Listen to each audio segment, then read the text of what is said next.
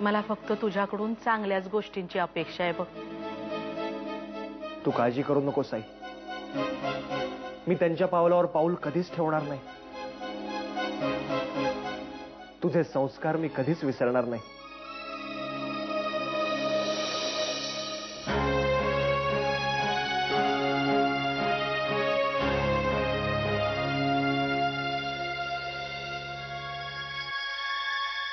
शैलू, माझा पूर्ण विश्वास आहे तुझ्यावर. तू त्या दोघांपेक्षा वेगळा आहे, माहिती आहे मला.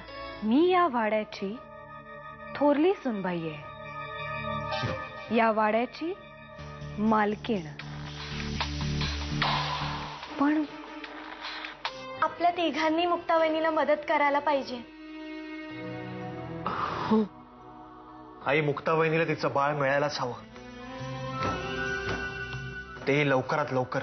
ती मुक्ता आणि तिचं बाळ इथे आल्यापासनं माझं महत्व कमी होत चाललं होतं, माझं अस्तित्व धोक्यात आलं होतं. पण मी असं होऊ देणार नाही.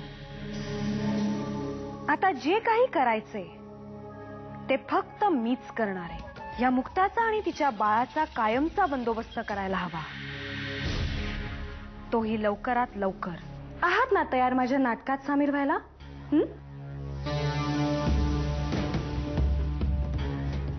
ठीक आहे, तुम्ही सांगाल तसंच होईल. खरं काय ते मी कोणालाही सांगणार नाही.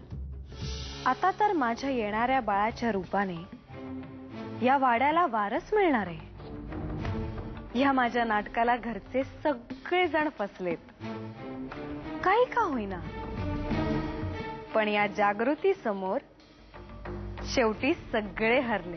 आपल्याला वी न्यूज चॅनलला पुन्हा पूर्वीसारखं उभं करायचंय मुक्ता, पण त्यासाठी लागणारं आर्थिक बळ खूप कमी पडतंय. असे किती पैसे लागणार आहेत? 6-7 करोड रुपयांची गरज आहे मुक्ता. म्हणून मम्माने हे घर गहाण ठेवण्याचा निर्णय घेतलाय. आईने मला दिलेले पैसे कधी उपयोगी पडणार? मुक्ता, एक लक्षात ठेव, आता तू हे सगळं माझ्याजवळ बोललीयस, पण प्लीज चुकूनही मम्माकडे ह्याची वाच्यता करू नकोस. तिला हे कधीच मान्य होणार नाही.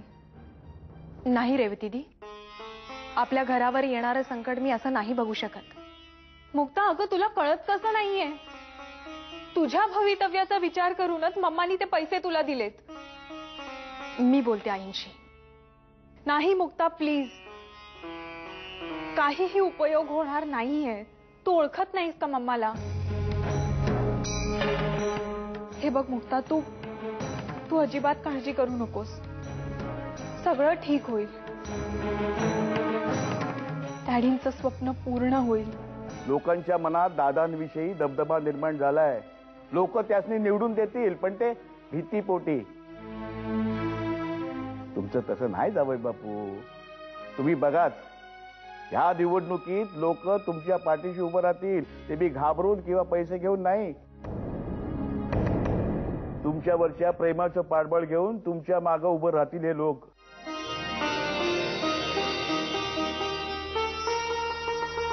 तू तिला दिलेले तिच्या हिश्श्याचे पैसे परत करायचं म्हणत होती ती. नाही रेवती, मुक्ताने आजपर्यंत तिच्या आयुष्यात फक्त दुःखच पाहिलंय. तिचं असं तिला कधी काही मिळालंच नाही ग.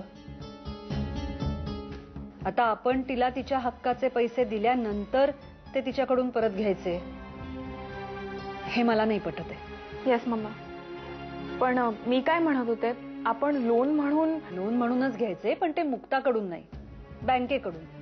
खासदारीण म्हणून या वाड्यातली थोरली सूनच मिरवणार, धाकटी नाही.